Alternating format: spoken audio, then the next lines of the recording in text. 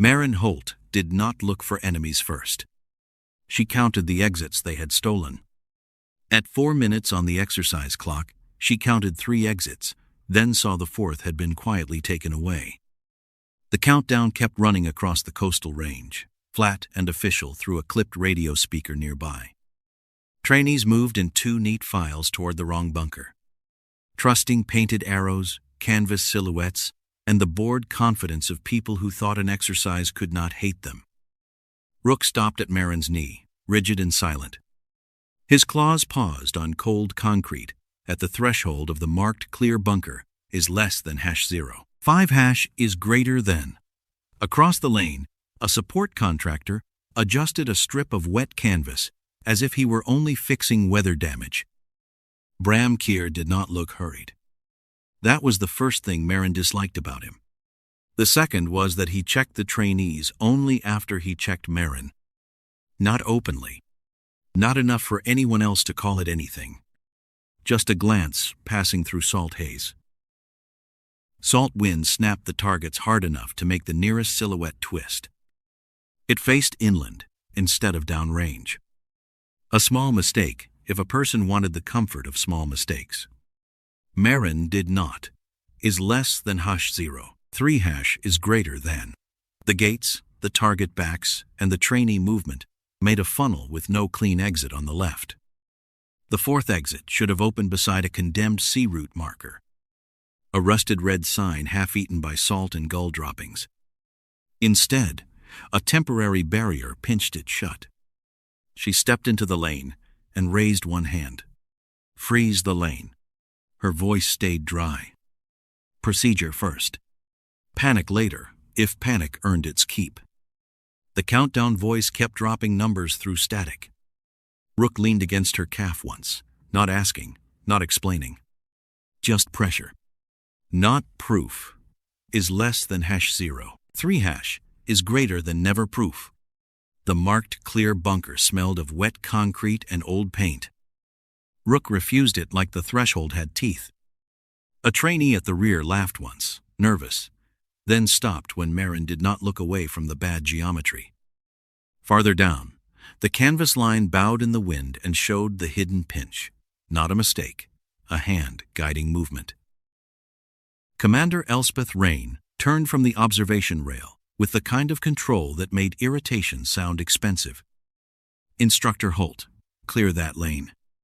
Marin kept her hand up. Target orientation is wrong. Gate 4 is missing. Your people are walking into a closed pocket. A gull screamed over the surf, useless and loud. That is a serious claim, Commander Rain said. It is a serious lane. Orrinvale's voice cut through Marin's earpiece, rough with route board concentration. Board shows gate 4 open.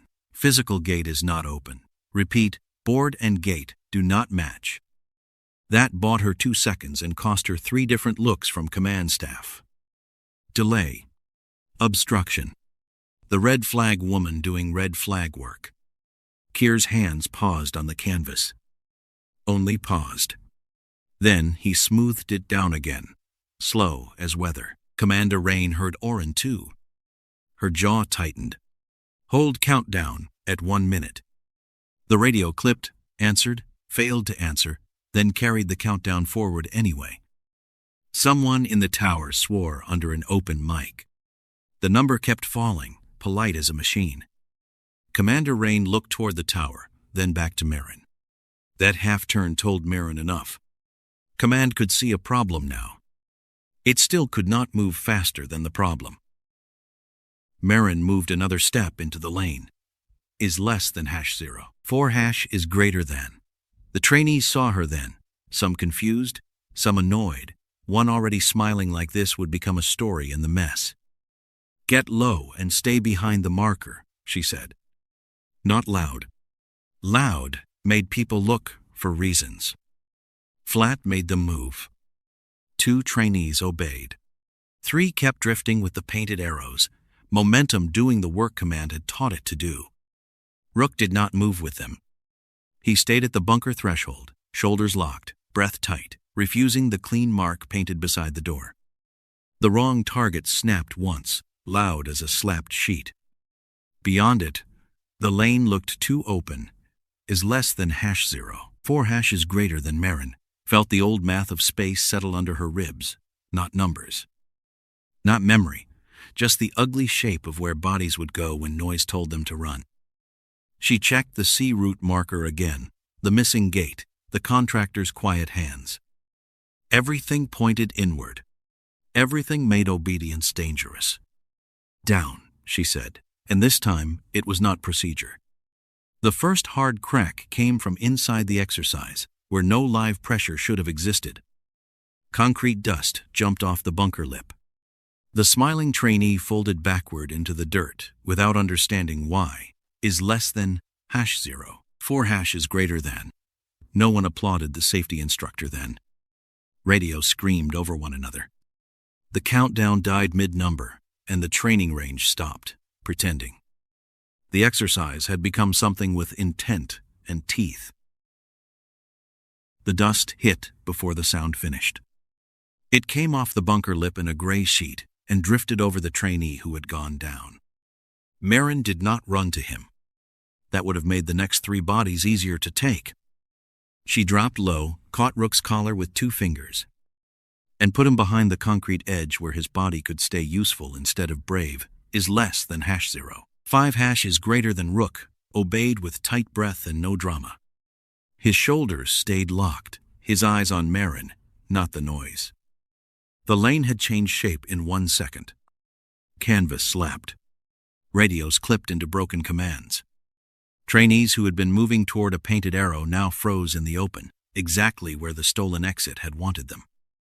Marin saw the live pressure before command named it. Not accident. Not weather. Not a bad blank. A human rhythm inside the exercise. A canvas panel shifted, where no observer should have been. Is less than #0. 4# is greater than.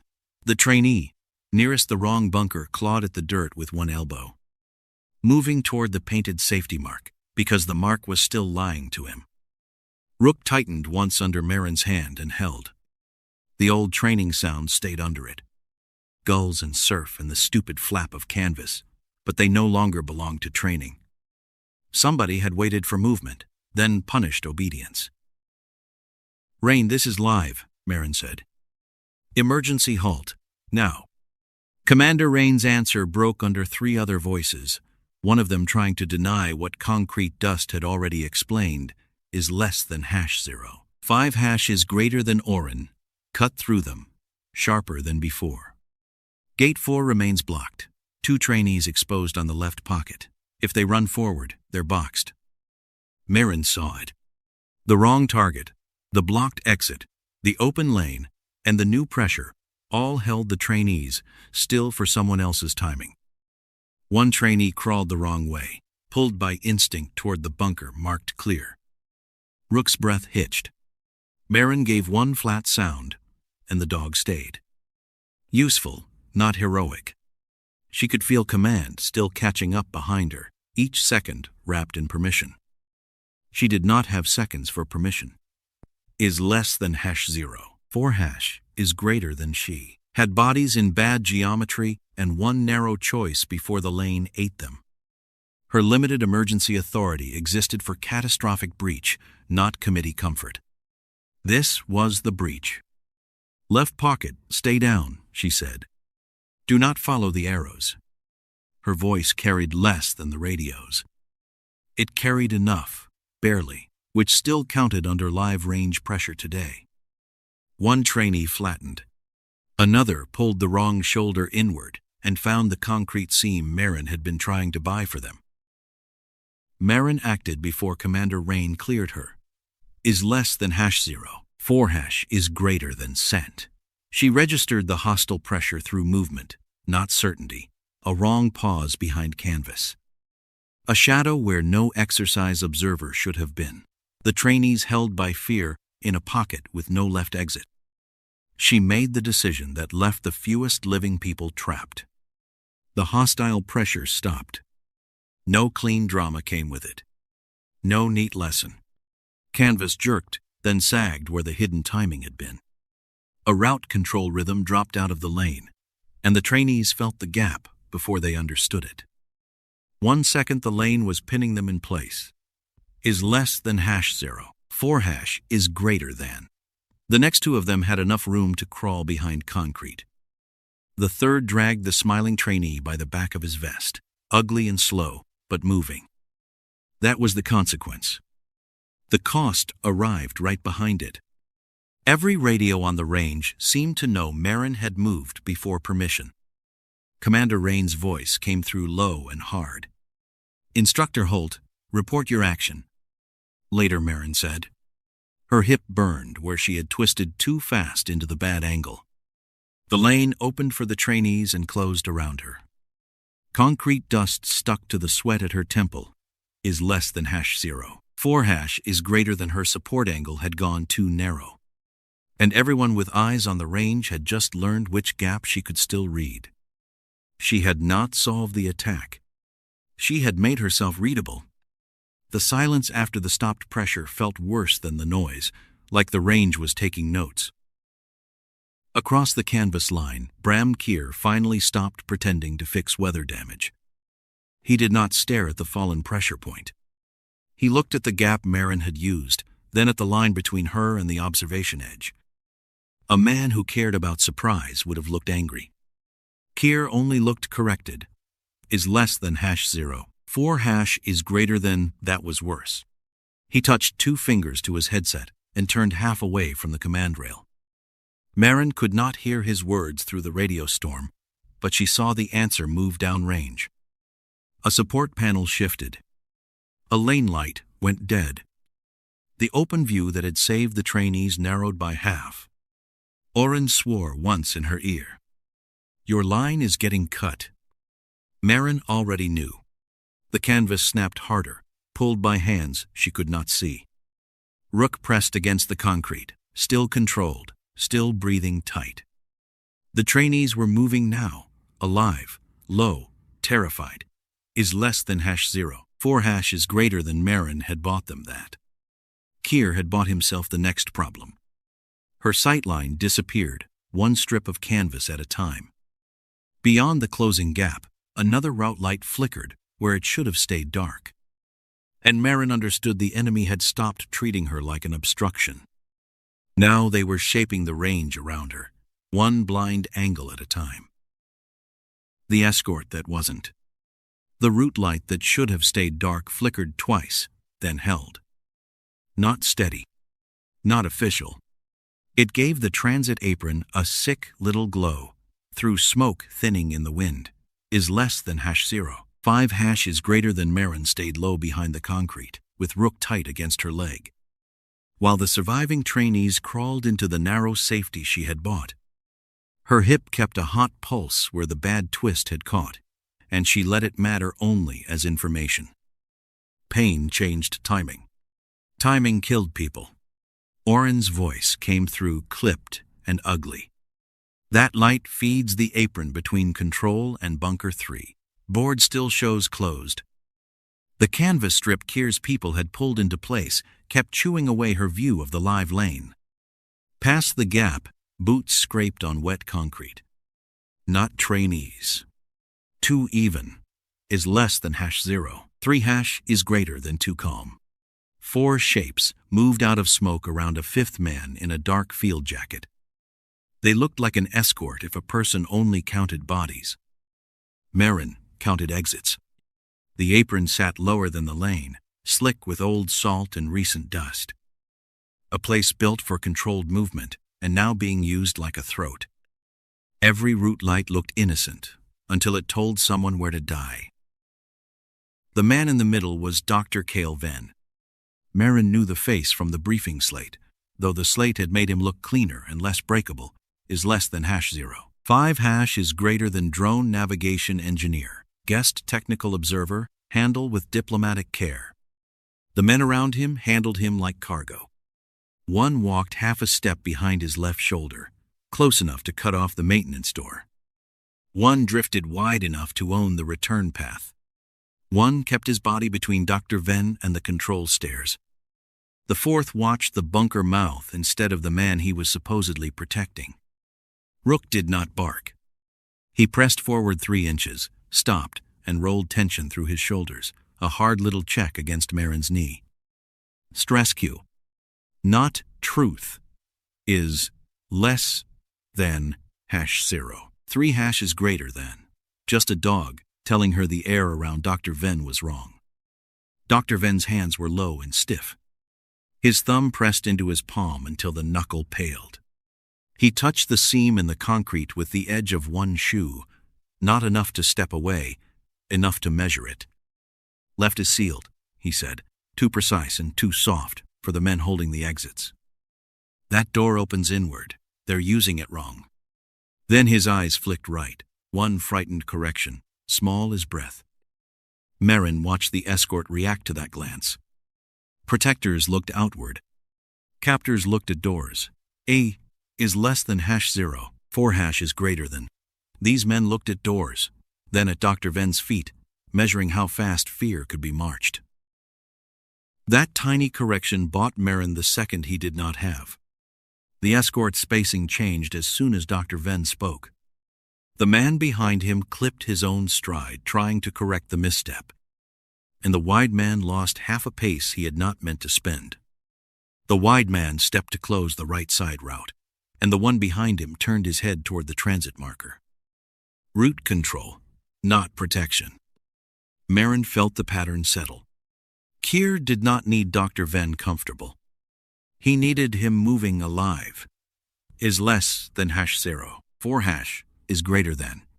She chose before certainty got clean. Her intervention cut the route control pressure out of the apron and broke the escort's neat box. No theater came with it. No clear lesson anyone could frame later. The man who had owned the right path dropped out of the movement pattern, and the others lost their timing for the first time. The corridor they had built around Dr. Venn buckled at the corner. Not much, but enough for one terrified engineer to stop being cargo. Dr. Venn flinched so hard he nearly went down, then stumbled toward the concrete seam he had pointed at with his eyes. Is less than #0. 5 is greater than. His palm slapped wet concrete and slid, leaving him breathing in short, exact counts, like he could still make fear obey measurement. The clean extraction path closed like a door slammed in the wrong man's face. Marin had denied the route. She had also given away the angle she still had. Her hip answered with a hot shove when she shifted, and the concrete edge under her hand felt suddenly too small. She kept her breathing even. The lane did not care what hurt. It only cared what moved. Radios found her at once. Commander Rain demanded a status report over 2 other voices. Is less than #0. 4 is greater than. Orrin swore under his breath, then came back with route pressure instead of panic. Apron escort just lost its clean path. Tunnel record says sealed. It is not sealed. The words landed as a metal sound rolled up from behind the bunker wall. Heavy. Internal. Old hinges or old lies. Marin could not tell which. The remaining escort tightened around Dr. Venn. Less smooth now, more force. Dr. Venn's breath turned sharp and bitter in the cold air. Kear was not visible through the canvas, but his answer moved through the range anyway. Is less than #0. 5 is greater than. A red service. Light blinked awake under a concrete overhang where there should have been dead space. Rook's shoulders rose. Marin touched 2 fingers to his collar and felt him hold. Somewhere behind her, a trainee started praying in a whisper that kept breaking on the same word. Marin did not look back. Looking back would not reopen the route. It would only spend the second Dr. Venn had given her. The sealed tunnel opened from inside with a slow scrape that traveled through the apron and into her teeth. The range had just shown her another mouth. The scrape from the sealed tunnel reached range control before Marin did. It came through concrete, radio, and the soles of her boots. A dull complaint from a part of the range that the board still called closed. Control was hotter than the apron and somehow colder. The wrong bunker tone pulsed through the wall before the speaker caught it. a dull little heartbeat under fluorescent buzz. Fluorescent lights buzzed over route screens, wet paper maps, half-empty cups, and command staff trying not to look like people who had just watched their exercise learn to bite, is less than #0. 5 hashes greater than Rook stopped at the threshold and stayed there, uneasy but quiet, his sides moving fast. Commander Rain stood in front of the main route board, with one hand on the rail. Her face had no panic in it. That mattered. Panic would have been easier to fight. Partial containment, she ordered. Lock the outer lane, hold medical access, move exposed trainees to the hard cover on lane 2. It was a good order. That was the problem. On the screen, one exposed group started moving out of the live pocket because of it. Marin saw them disappear behind concrete. Alive, because Rain had acted, is less than #0. 5 hash is greater than. The screens made everything look manageable. Green lines and amber locks and icons obediently sitting inside their boxes. Outside, people were breathing inside those icons. Marin kept her eyes on the places where the screen and concrete disagreed. Orrin was already bent over the route board, finger tapping once, twice, then stopping hard. "Freeze the range," he said. "Full freeze. Everything stationary until we know what is moving under us." His voice was practical, not afraid. The board supported him. The clean lines all said containment reduced unknowns. Marin looked past the screen to the camera feed, dragging through static. A friendly team in training helmets was being pushed by command arrows toward a bunker whose number had changed only on the board. In the feed, the door paint did not match. The route did not breathe right. "No full freeze," Marin said. Commander Rain turned on her. "You acted before clearance, and now you are advising against containment?" "I'm advising against giving Kear fixed bodies." The name came out flat. Useful. No drama. Rain's eyes sharpened. Orrin looked up from the board. "Freeze is safest." "On that board," Marin said. "Not out there." The wrong bunker countdown began as a pulsing tone through the control room speaker, low and patient. No one liked hearing the enemy named inside the room. Names made shape. Shape made responsibility. The speaker popped, then returned with an automatic warning about bunker alignment. Cheerful in the way machines were when they were being used badly. The tone changed the room. It made every command sound late. On the board, Rain's partial containment kept lane 2 from bleeding open. On the ground, it made the wrong bunker route predictable. Marin could feel Kear's hand in that gap. Not magic, not genius, just a man using procedure as rails. She stepped closer to the board and put one finger on the bad path. Before anyone could tell her not to touch command equipment. "They are moving this team into a closed pocket. If you freeze them there, they stay boxed. If you push them forward, Kear owns the door." Rain's jaw worked once. "I will not open the entire range blind." "Don't," Marin said. "Open the route he can't want." Orrin had gone very still. Then he pulled an old maintenance folder from under the map shelf, the kind nobody loved until the new system lied. Paper rasped against paper. "See facing service route," he said. "Condemned after the retaining wall crack. Note says manual access only." Marin saw Orrin hate the folder before he opened it. Old paper meant old omissions, dead budgets, shortcuts people had normalized. It also meant a piece of the range Kear might not control cleanly yet. "That route is out of service," Rain said. "So is the tunnel that just opened," Orrin said, dry as rust, and then he was already moving. Not to a radio bank, not to some miracle switch, to the physical key cabinet, bolted by the side door, where old tags hung under dust and bad handwriting. Marin saw the cost hit him before his hand touched the cabinet. Career first, body second. He opened it anyway.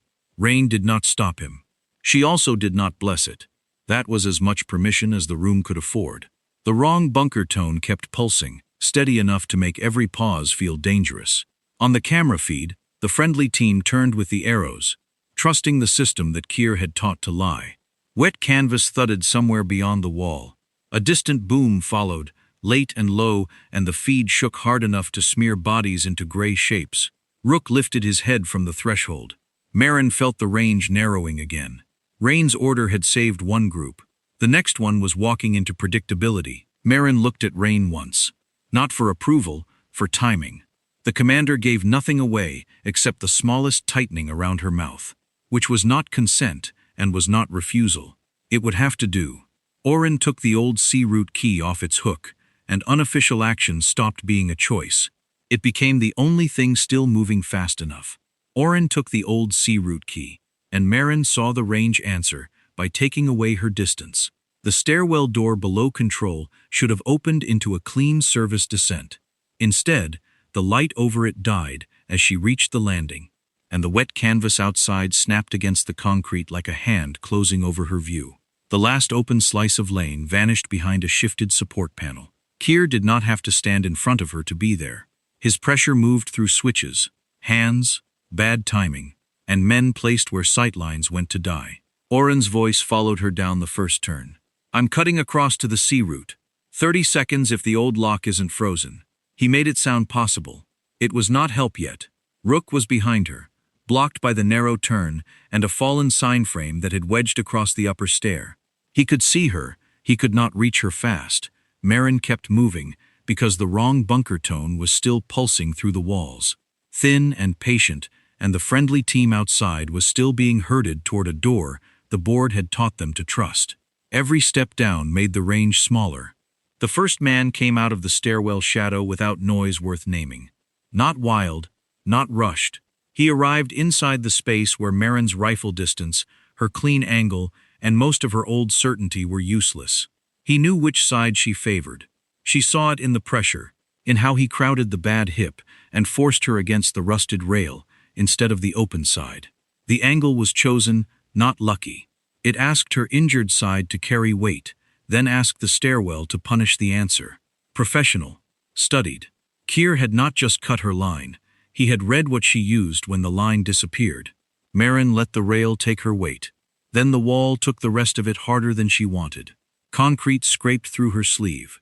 Rust came off hot under her palm. Breath left her in a small, ugly burst. The man drove her lower, not with drama, just with mass and timing, keeping her between the rail and the turn.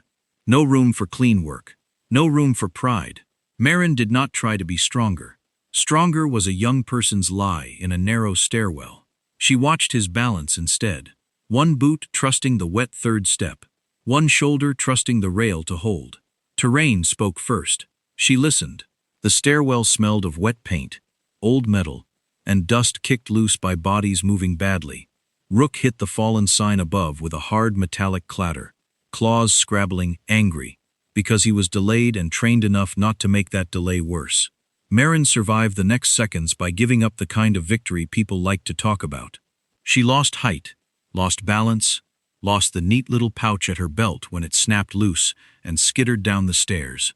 She kept one hand on the rail because the hip had begun to burn white at the joint, and because the rail was the only honest thing in reach. Impact folded sound into the stairwell. Metal rang too long. Her shoulder caught concrete, then her knee found the edge of a step. Then the world narrowed to breath. Rust, wet dust, and the man's weight trying to make her predictable. She refused predictable. Not elegantly. She let the bad hip fold just enough to sell weakness, then put her weight where the rail was rusted but still honest. His pressure slid past the place he thought she had to be. For one ugly second, his mass belonged to the stairs instead of to him. She shoved space into being 1 inch at a time, using the stairwell because the stairwell was what existed. The hostile pressure broke just enough for her to move past it, and that was all she got. Not a win, a passage. Nothing about that was clean. Orrin came in over the radio. Closer now, and still not close enough. "I'm trying to cut back to you." "Don't," Marin said, breath rough. "Hold the ugly route." She heard his silence, which meant he understood the cost and hated it. Somewhere above, Rook struck the sign again, and the whole stairwell answered with a hollow clang. By the time Marin reached the lower landing, her hip had changed from pain into instruction. Her radio had shifted crooked against her ribs, and every breath caught the edge of it. The pouch was gone. The seconds were gone. And the man above had learned he had made her slower without making her stop. Shorter steps. No sudden pivot. No pretending. The lost pouch stayed somewhere above. useless as a little black apology on the stairs. Time had gone with it. Kear had bought both. The service door at the bottom sat half open, breathing out colder air. Beyond it, the lower tunnel waited in damp dark, oil smell under old concrete. A place that pulled sound long, and bent it, before giving it back. Rook finally forced around the fallen sign, and came down hard, fast, then stopped at Marin's side, as if he had hit an invisible wire. His body locked before the threshold.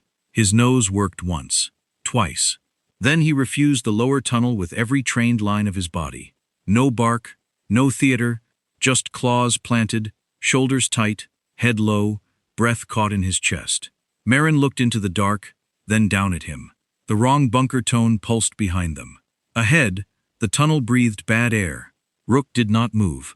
Rook's refusal should have been enough to slow her. It did slow her. It did not stop the clock. Marin stood at the lower tunnel threshold, with her hip burning and the wrong bunker tone fading behind thicker concrete, and she watched the dark breathe around Rook's hard little silhouette. One tunnel, not a maze, not yet. A straight service cut under the old range, low and oil damp, with pipes along one side and a drainage lip along the other. The air carried old oil, wet concrete, and something sharper trapped in a pocket too long. Rook took one step in, then hard alerted near the left wall, body stiff, nose fixed on a stained seam below a rusted pipe. His claws scraped once and stopped. The stained seam below the pipe looked old enough to be harmless and wrong enough to kill time. Marin felt the old wound in her chest wake up before her mind named it. A cue could save people. A missed cue could bury them. Rook's body said danger. Her memory said, listen now. Before the second team appears where you refuse to look. She chose the left-hand pressure, without saying the choice aloud, and her hand tightened on his collar, as if certainty could be held. The tunnel punished that choice immediately, but not clearly. Echo bent every sound into a lie with wet edges. Metal clanged somewhere ahead, then behind, then above.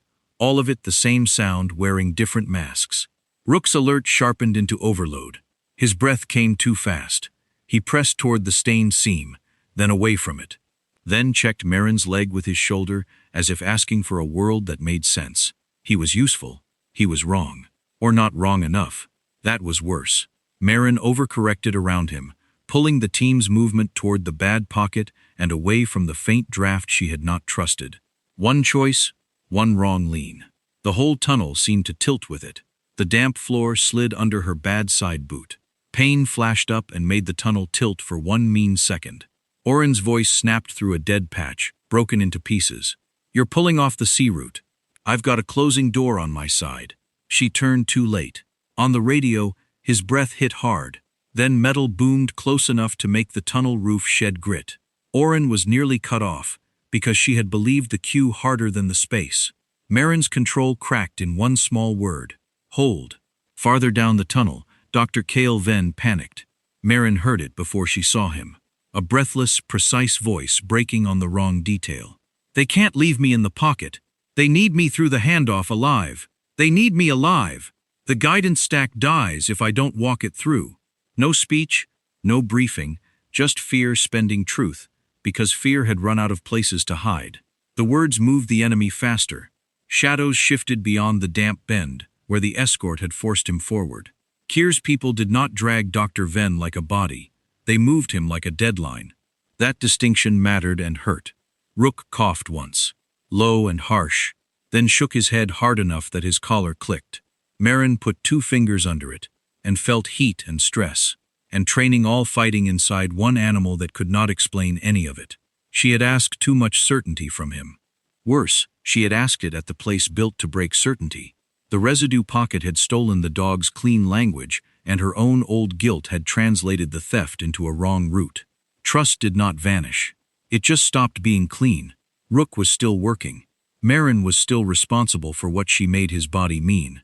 The mistake stayed with her, practical and heavy. Not shame yet, just weight. She had to carry now. The faint draft returned while she was still paying for the mistake. It slid along the drainage lip, colder than the tunnel air, salted at the edge. Surf, not loud, more pulse than sound, tucked behind concrete, where the old map on Orrin's board had shown dead fill. Marin lowered herself despite the hip and touched the damp floor. Air moved there. It pushed the oil sheen into a thin crescent against the drainage lip, a quiet little proof no board had cared to draw. Not from the contamination pocket, from beyond it, under the wall, through an omission somebody had stopped drawing years ago. Orrin came back on the radio, voice tight but present. "Still here. Barely. Your draft is real?" Marin looked past Rook's trembling shoulders to the line the air made in dust and oil sheen. It pointed not to the marked lower tunnel path, but toward an old angle under the range. A sight line buried inside service architecture, sea-facing and blacked out of the clean board. Kear had not found a secret door. He had found a forgotten line, and taught the range to aim through it. Marin rose slowly, one hand on the wall. No dog certainty left to lean on. The lower tunnel had not shown her an exit. It had shown her the old black sightline. The old black sightline led upward through a maintenance throat that was not on the clean board. Marin followed it by air, salt, and pressure, not trust. Rook stayed close, but tired. His gait uneven now, his ears working harder than his nose. The tunnel released them onto a broken exterior catwalk above the black training lane, where storm wind pushed at the rail and the surf sounded trapped under concrete. Cloth snapped below in the dark. For one strange second, the range seemed to hold its breath. Then Bram Kear stepped into the open at the far end of the lane, lit by a failing work lamp and nothing else. Too exposed, too useful. Marin felt the shape of the offer before she named it. He had given her a clean, visible problem after spending the last hour making every real problem dirty. Orrin's voice came rough through the radio.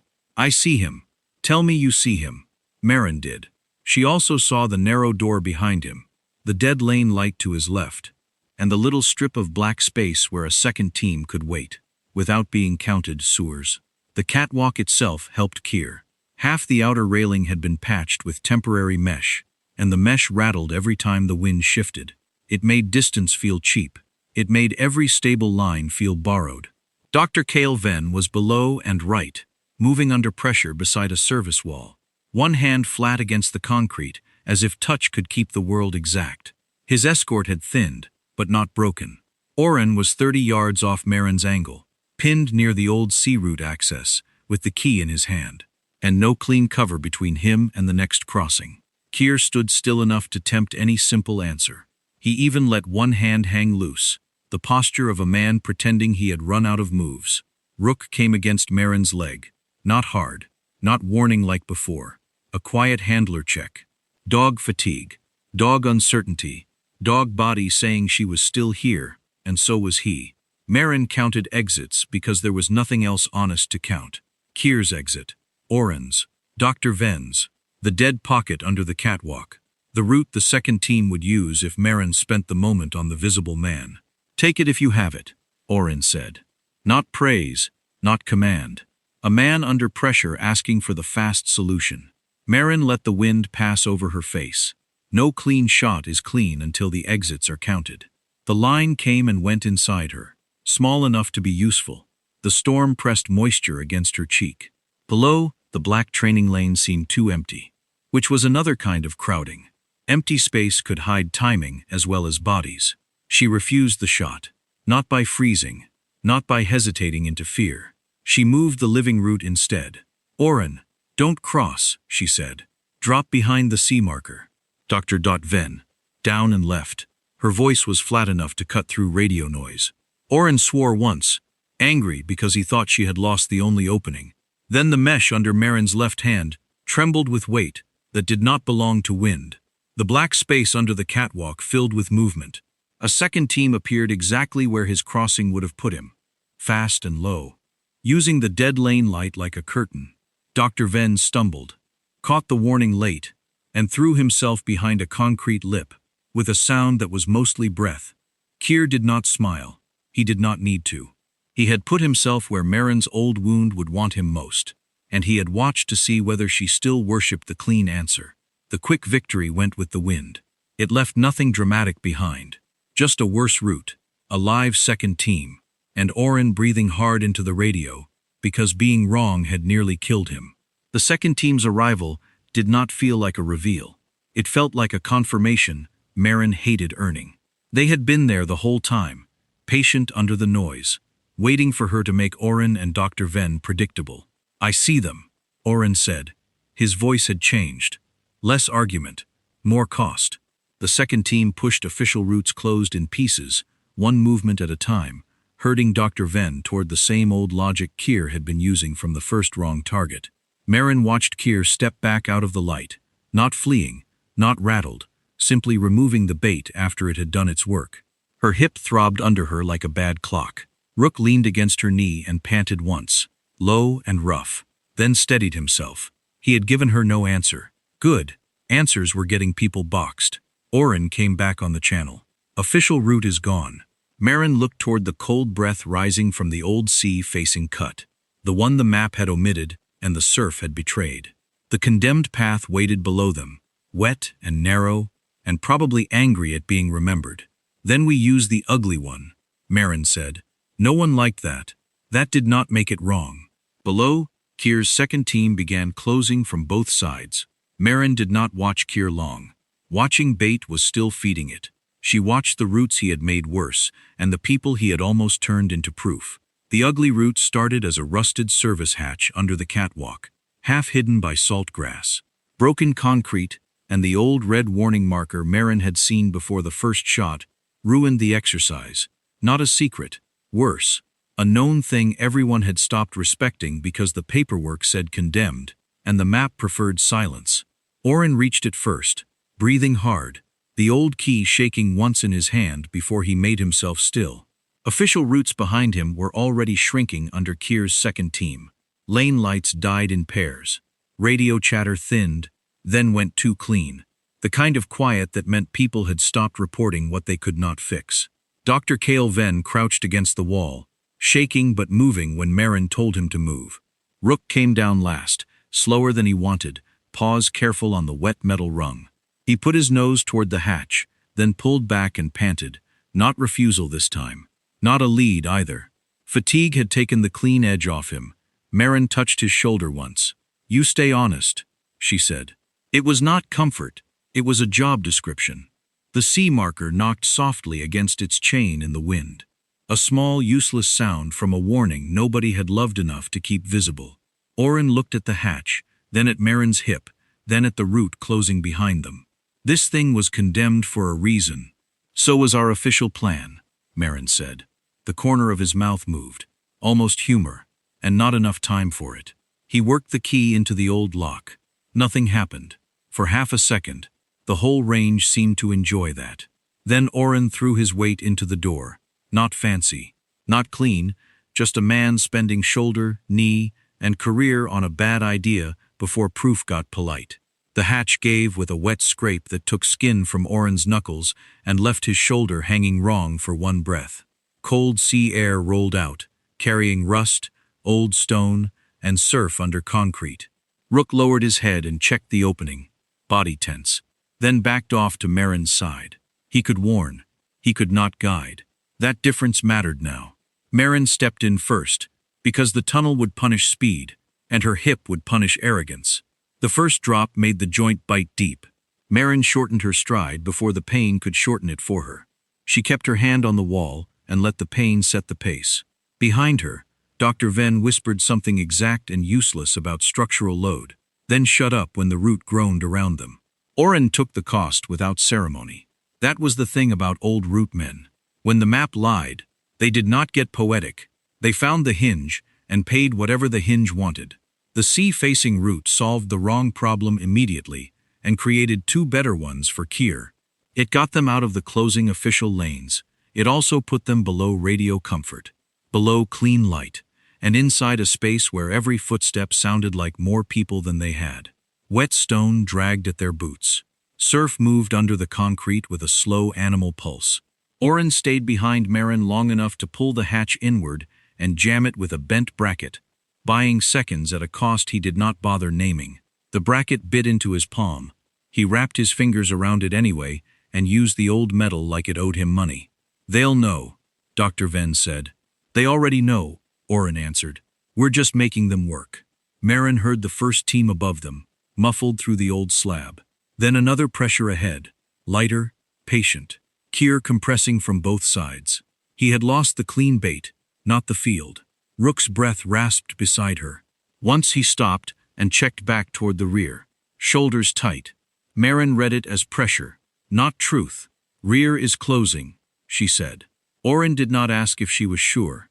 That was new. He simply shifted the bracket harder and followed. Water dripped somewhere ahead, in a rhythm too slow to be useful. Marin kept the group tight without making it neat.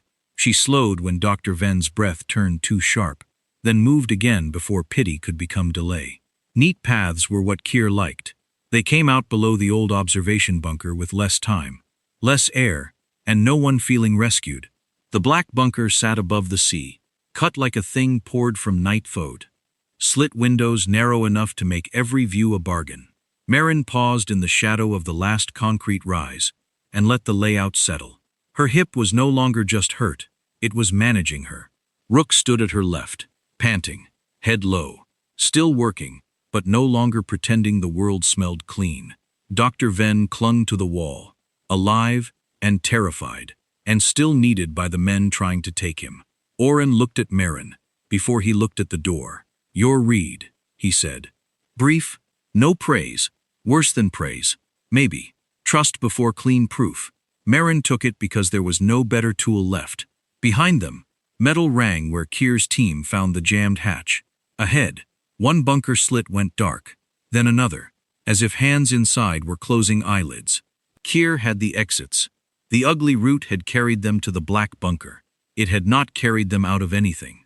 No clean route remained, only controlled exits, tired bodies, and a man ahead who had learned to make the range behave like a weapon. The black bunker did not open like a room. It received them like a trap that had been waiting long enough to grow patient. Black concrete swallowed the last of the sea route air. Salt came through the slit windows in thin blades, cold and mean, and the surf worked under the floor with a steady pressure Marin could feel in her bad hip. The slit windows gave pieces of the range, not a view.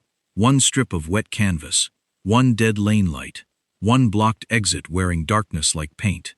Kear had the exits because he had understood the bunker the way Marin understood a firing lane, not as walls, but as choices forced into order. Orrin came in behind her and put one hand against the jammed root panel, feeling the old metal tremble. Rook checked Marin's knee, then angled his body near the narrow space between Dr. Venn and a concrete block. No bark, no answer, just tired pressure in the right place. Dr. Venn stood too still, one hand on the wall, breath chopped short. The air carried rust, wet dust, and the faint bitter smell of overheated wiring.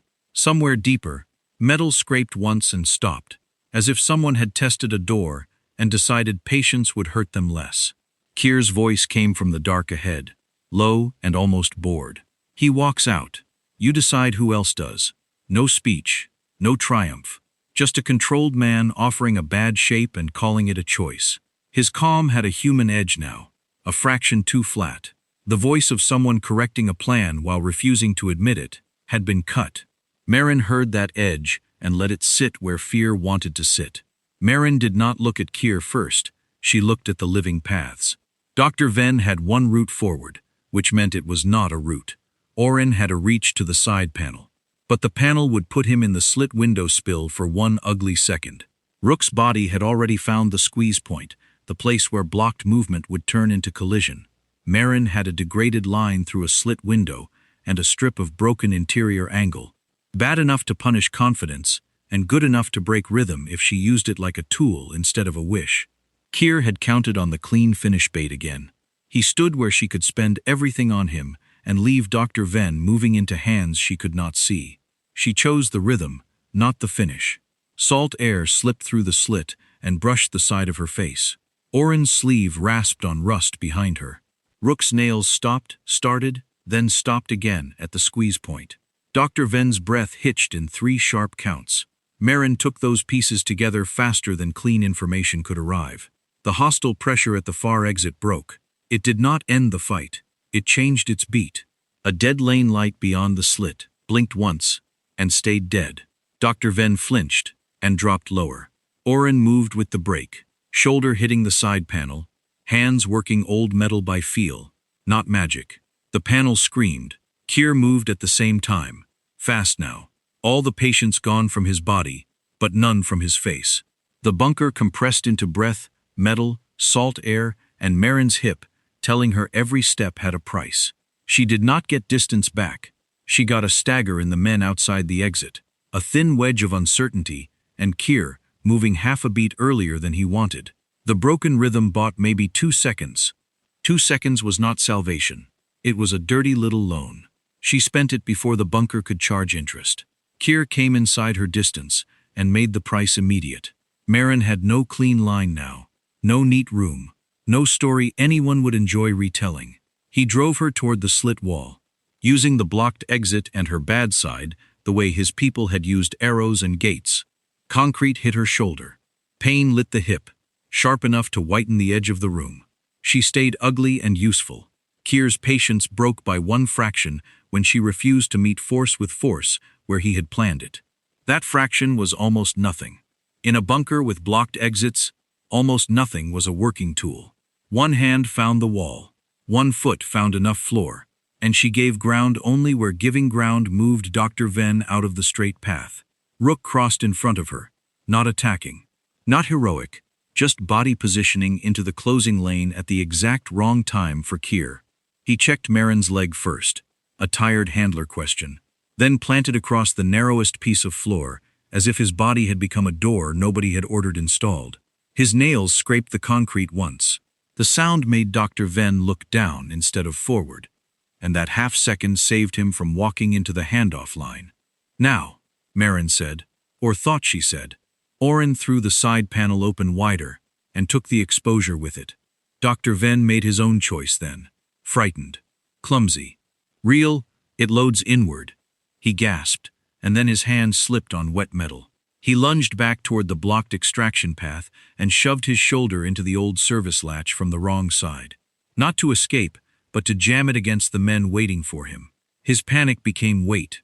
His weight became delay. The clean extraction path died under him. 1 man outside the latch hit it hard enough to shake dust from the ceiling. Dr. Venn made a small sound and held anyway. Kear understood the loss before anyone named it. That was the worst kind of competent, and the most honest. His hand went to the black channel unit clipped near his vest, not for a speech, not for proof, just for the part of the operation he could still save. Marin saw the choice he was forcing again. Finish him clean or keep Dr. Venn alive in the route Orrin had torn open. For the length of 1 breath, the whole bunker arranged itself for her. Kear's hand moving toward the channel, Orrin exposed at the panel, Rook trembling across the squeeze point, Dr. Venn pinned against the latch, the slit window giving only a damaged slice of the world. Marin used the damaged slice anyway, not for the clean finish, for timing. She shifted on the hip that no longer trusted her, took the pain, and chose the living route. Orrin closed from the side, sleeve catching on rust and tearing farther as he forced the panel across the exit line. Rook held the narrow space with trembling legs. Dr. Venn held the latch long enough to turn his own fear into a blocked door. Marin hit Kear's timing, not his legend, and the 4 of them took away his movement by pieces, until he was down against black concrete with no clean exit left to spend. The range operation failed in the plainest way, through bodies paying for seconds instead of 1 perfect answer arriving like a lie. Not with applause, with a man secured hard enough to matter, Dr. Venn breathing behind a jammed latch, Orrin bleeding through 1 sleeve, and Rook leaning too much weight against Marin's leg. Then the bunker radio, the one nobody had counted because it had been dead on every clean board, clicked once from behind the slit wall. It sat above the old concrete seam, half swallowed by paint. Not hidden so much as ignored by every clean update that had made the range safer on paper. A red pin light breathed once behind the paint flake, calm as a sleeping eye. A voice outside the range, human and calm, received 3 words through the static. Black handoff confirmed. Marin turned toward the sound too late. The bunker had been stopped. The line had not. Not yet. Not cleanly. Morning tried to make the range look ordinary again. It did a poor job. Wet canvas hung wrong over the lanes, torn loose from supports, and stiff with salt. Damaged concrete held the cold where bodies had hit it, where doors had been forced, where the black bunker had kept its bad little secrets until pre-dawn. Gulls came back first, because gulls had no sense of respect and maybe better survival instincts than people. Marin stood outside the first bunker, with Rook leaning against her leg, his breath quiet and tired. He had refused the clean doors, survived the bad air, and given her one last body check when truth had stopped being clean. Now his head hung low, not dramatic, just spent, friends tame. She crouched slowly because her hip made a private argument against every inch, then checked his paws with 2 fingers and brushed wet grit from between the pads. "You're done," she said. Rook blinked once and did not argue. That was how she knew he really was done. Behind them, the range radios had changed tone. Less panic, more ownership. People had begun naming things, then renaming them for rooms that hated ugly nouns. That was when truth usually started losing weight. Marin kept one hand on Rook's shoulder until his breathing settled into something less like work. Commander Rain stood near a cracked command vehicle with a headset in one hand and a field tablet in the other. Her face looked older in daylight, not softer. The cleanest phrase had already begun moving through the staff. Catastrophic exercise accident. It was tidy. It fit forms. It made dead equipment more guilty than living men. Rain did not say it. She made a junior officer repeat the root board mismatch, the sealed tunnel activation, and the unauthorized black channel signal into the log before anyone could smooth the edges. "Limited report," Orrin said beside Marin. His left sleeve was torn and stiff where the bunker had taken payment, damaging enough to hurt her, not enough to fix it. "That sounds like command," Marin said. Orrin gave her a look, then let it go. He carried the old C-root key on a chain around one finger, evidence of a choice that would not look good in a clean hearing. No one had thanked him for it. No one should have. He had opened a condemned route during a live breach without full permission. He had also kept people alive. Institutions hated that kind of math. It made them show their work. Dr. Venn sat under a thermal blanket near the medical lane, hands wrapped around a paper cup he was not drinking from. He looked smaller with daylight on him, less like an asset, and more like a man who had run out of places to be useful. Kear was gone from the bunker mouth now, secured somewhere behind uniforms and hard faces, stopped enough for the range to breathe, but not enough for Marin to like the air. The signal remained the thing nobody could hold. Black handoff confirmed.